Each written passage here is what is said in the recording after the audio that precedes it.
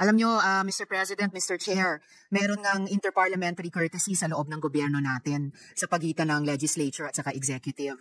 Saka may presumption of regularity, may good faith. Tayo, Mr. Chair, mga mambabatas pag nag-interpolate ng budget, in good faith na magtanong. And we expect the same good faith sa sagot. Hindi po dapat nagbibigay ng sagot ang executive na mali or hindi makatotohanan or kung may bad faith, pwedeng tawagin kasinungalingan. Kanina po tinanong ko kung may dahilan kung bakit ang Senate ay yung lumang batas na RA 9184 at hindi yung bagong batas na RA 12009 on New Government Procurement Act. Ang sagot po ng department ay yung IRR ng bagong batas ay hindi pa na-promulgate noon. Unfortunately, Mr. Chair, sa kahit sinong aling government website siguro, in my case, nakita ng staff ko sa dbm.gov.ph, February 11, 2025, lumabas yung IRR ng New Government Procurement Act. Samantalang, ang sulat ng department sa Office of the President ay July 1, 2025. Yung sulat tungkol sa direct contracting. May IRRs na po ang RA 12009 noon. So, mali or kasinungalingan na hindi pa na-promulgate yung IRRs ng bagong batas noon. So, kailangan kong itanong ulit, bakit yung bagong batas ang Senate at yung luma at hindi yung bagong batas, Mr. Chair, Mr. President? Nung sumulat ang department sa Office of the President, Mr. Chair, 5 months old na, halos kalahating taon yung IRRs ng bagong batas na sinabi ng department kanina, hindi pa daw na-promulgate nung sumulat sila sa Office of the President. Well, Mr. President, this is the timeline, Mr. President. The letter, as you mentioned, was sent July 1st, 2025. And then, like you mentioned also, the IRR came out Feb 4, 2025. Apparently, the forms was only September 2020. The forms that they need to use for the bidding was only published June of 2025, and the effectivity of those forms will only take effect around September. So, in other words, Mr. President, there's a effectivity time period for the forms that they need to use for the bidding. So, in other words, the way they interpret it, hindi sila makakabid kung yung forms hindi pa rin effective, Mr. President. So that is the that is the reason why they did not use the new bidding law, Mr. President. With all due respect, Mr. Chair, their interpretation is wrong. Wala naman po sa pagsasabatas na pagkatapos ng mailabas natin ang batas, pagkatapos ma-issue ng executive ang IRRs, kailangan may tamang forms pa para lang sundin ang batas. And again, with all due respect, Mr. Chair, therefore their answer to my question earlier was simply dishonest. The IRRs of the new law had been promulgated 5 months earlier before they wrote the letter. Baka kaya kinailangan pa nilang sumulat sa Office of the President para humingi ng authority gumamit ng direct contracting dahil napakahigpit na, mas mahigpit pa ang requirements para doon sa ilalim ng bagong batas. Nasabi nila kanina, wala pang IRRs noon. This is so unnecessary, Mr. Chair. I mean, unnecessary na galitin ng Senate sa pagsagot lang ng simpleng tanong sa interpellation ng budget ng isang department. Well, Mr. President, I apologize for that answer. It was just relayed to me. It's all right, Mr. Chair. It's not your fault. Yeah, Mr. President, but I'm sure the department is listening very intently, and they know that the Senate is watching in terms of making sure that processes, especially bidding procedures, are followed to the T.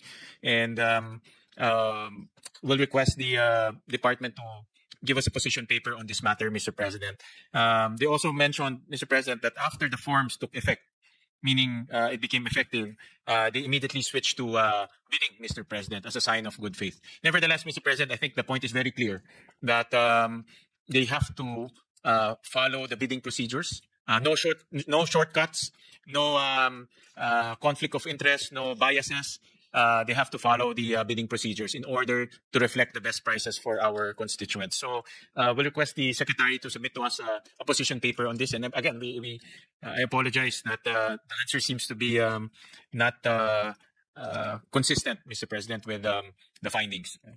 It's really all right sa panig ninyo, Mr. Chair. Hindi nyo kasalanan. Pero talagang Hindi lang inconsistent, pero dishonest yung unang sagot nila. And if I may give a tip to the department, sa susunod po, kapag meron silang bad idea, like asking permission to conduct a process not subject to the stricter guidelines na ini-impose ng isang bagong batas, but eventually, they make the right decision na sundin ang tamang proseso.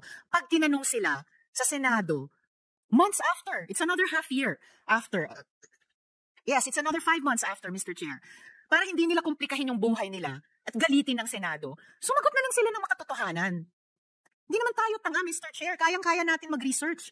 We all prepare, all 24 of us, we all prepare for these budget interpellations. And it's infuriating to have, nagbibigay naman tayo ng enerhiya sa mga away na dapat iaway. But this was so unnecessary, Mr. Chair. And I thank the good chair sa pasensya nyo dito sa pag-manifest ko ng ganitong mga kaisipan at damdamin din, Mr. Chair. I share your sentiment, Mr. President. I also don't like flip-flopping answers. The flip-flopping answers is a signal that policy is not being followed and inconsistent policy actions. So this is a warning to the department that next time when they come here to the Senate and give us an answer, it has to be consistent and truthful, Mr. President. Kasi hindi maganda yung, ako I agree with you, hindi maganda yung palit-palit eh. No? Mas maganda pa kahit na mahaba yung sagot, but it's the reality, Mr. President. Again, I apologize, and the Secretary is here listening, and I'm sure he will never let this happen again, Mr. President.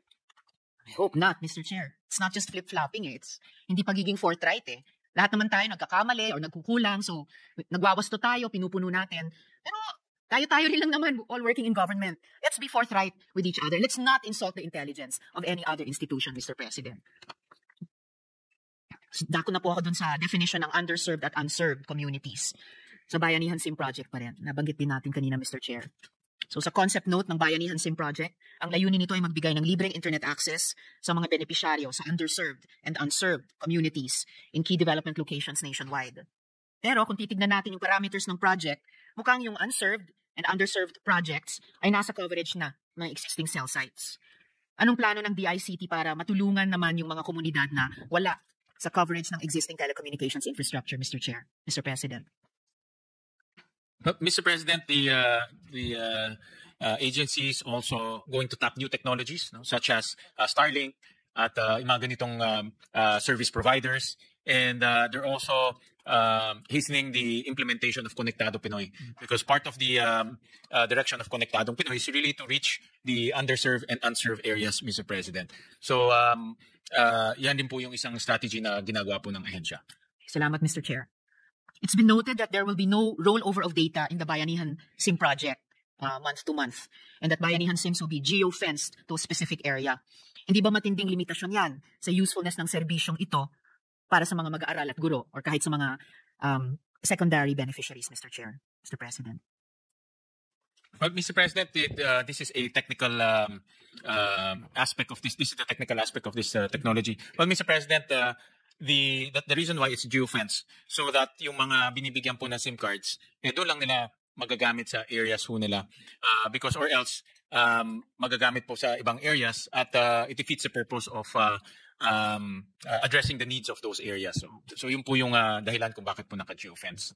At yung walang rollover of data po from month to month, hindi po ba yung limitasyon? Pag hindi nila naubos yung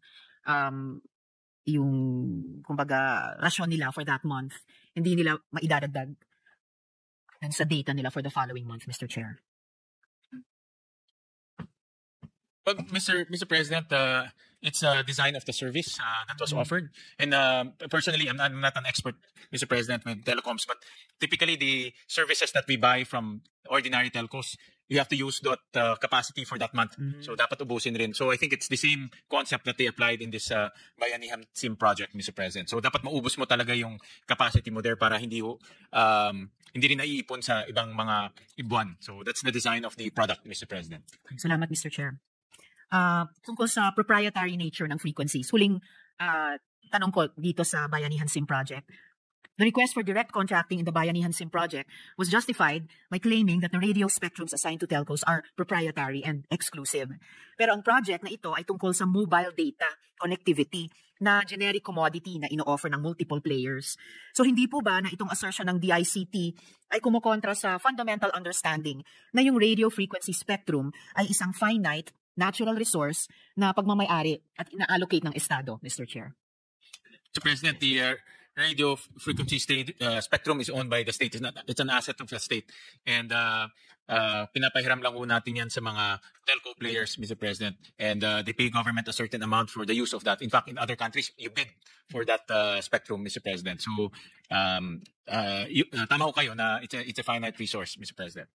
So, hindi po ba kontra yung assertion na yung radio spectrums o spectra assigned sa telcos ay proprietary at exclusive na parang nabibitawan ng Estado bilang finite natural resource na Estado lang ang may-ari at Estado lang ang nag-allocate, Mr. Chair?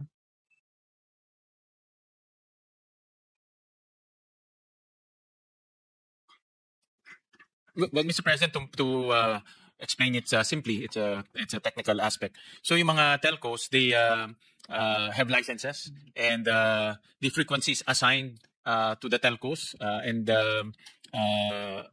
the frequency is also backed by a license, Mr. President. And they also pay for the use of that frequency and license, Mr. President. So habang ginagamit nila, may lisensya sila, in other words, and they have the right to use that frequency, Mr. President.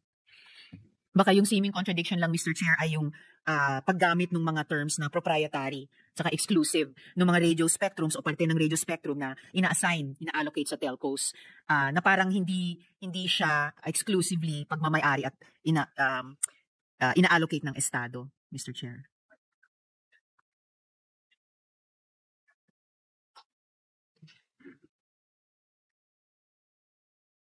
Well, Mr. President, itong mga telco players, they have the right to use that frequency for perpetually unless they violate certain conditions of that license or even service. Diba? Kung hindi maganda yung service, the state can revoke that license and take it back.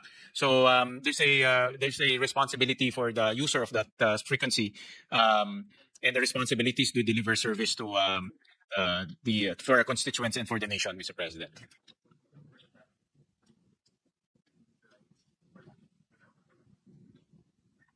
Mr. President, the Secretary explained to me that the reason was really time. So they wanted to execute this project as quick as possible.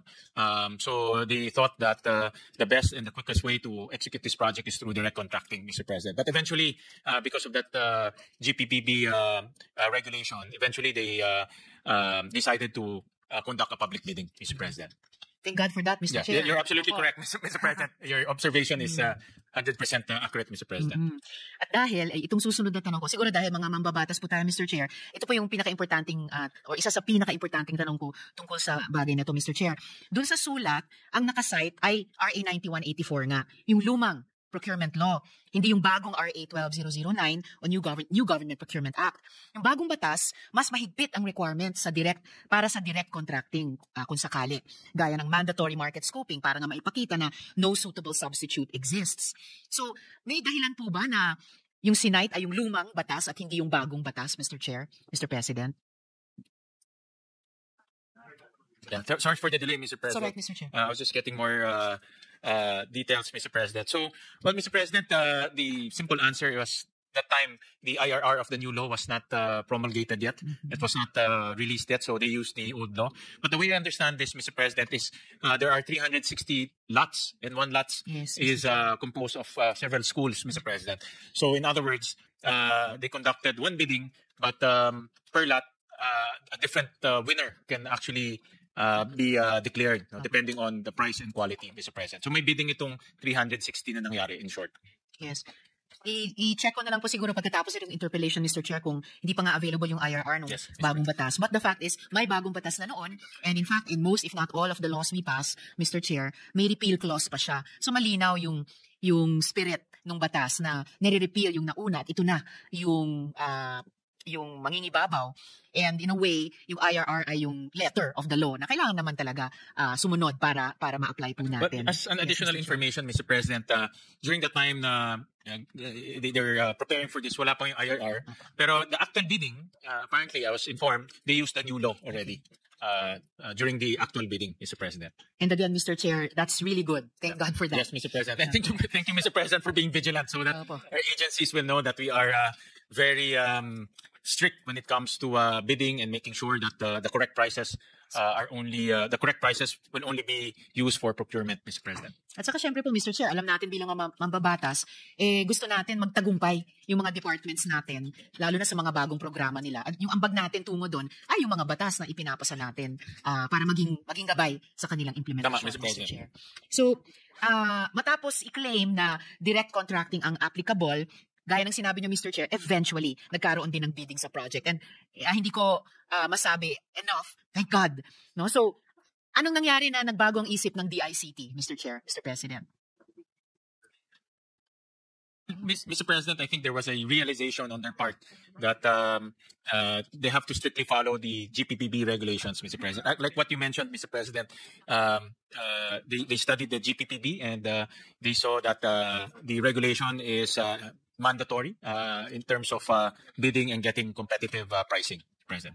Oo nga pala, Mr. Chair, salamat sa pagpapaalala. Kahit nandun sila noon, sabi nga nila, sa pagitan ng lumang batas at yung IRR ng bagong batas, meron ng GPPB regulation. So, siguro, resolution. So, siguro yun yung isang lesson nating lahat moving forward na hindi pa man na-issue na yung IRRs ng isang bagong batas, we can always fall back on and in fact, rely on para gabayan tayo sa implementasyon ng mga programa, yung mga resolutions kahit ng executive, Mr. Chair.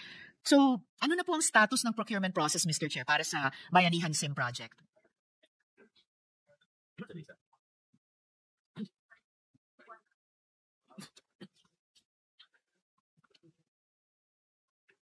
So, Mr. President, the procurement is ongoing. 251 lots were already awarded and 109 lots for rebidding. Bakit rebidding? Failed bid? So, nag-rebidding dahil po nag-failed bid.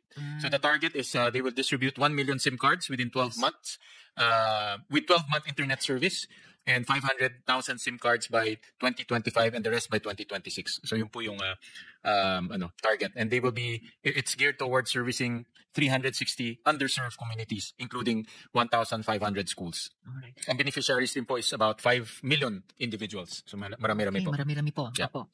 Salamat, Mr. Chair. Dadako rin ako sa isang follow-up question, maya-maya ng konti tungkol dun sa underserved communities. So, huling tanong na lang dito sa unang paksa, Mr. Chair. Nitong taon, naipasa na yung Konektadong Pinoy Act. So, paano po aapektuhan nitong bagong batas itong proyekto moving forward? Nabasa natin na inaasahan ng DICT na may 2 hanggang 3 bagong telecom companies na papasok sa bansa sa mga susunod na taon. Well, Mr. President, the Konektadong Pinoy is a competition deal. So it's geared towards attracting more players in the different segments of the internet connectivity segments. So in other words, pwede na hong pumasok itong mga players in the different segments, last mile, middle mile, even yung mga entry points, Mr. President. So hopefully we get we get cheaper pricing, better service, and mas malawak po na access para po sa ating mga kababayan. So that's the direction of the Konektadong Pinoy. Okay. Salamat, Mr. Chair. Yun naman yung inaasahan natin bilang mga mambabatas din na nakakatulong tayo magtayo ng isang policy framework na cohesive at nagtutulungan in effect yung mga iba't ibang batas na pinapasa natin para mag-facilitate ng mga tamang mga programa dito sa ating bayan. Good sponsor, Mr. Chair, Mr. President. Magsususpend muna po ako ng aking interpellation to give way to the interpellation of the good Senate President in the interest of time, Mr. Chair. Yes, Mr. thank you. President. Thank you, Mr. Thank you, President. Senator Risa. The Senate President is recognized.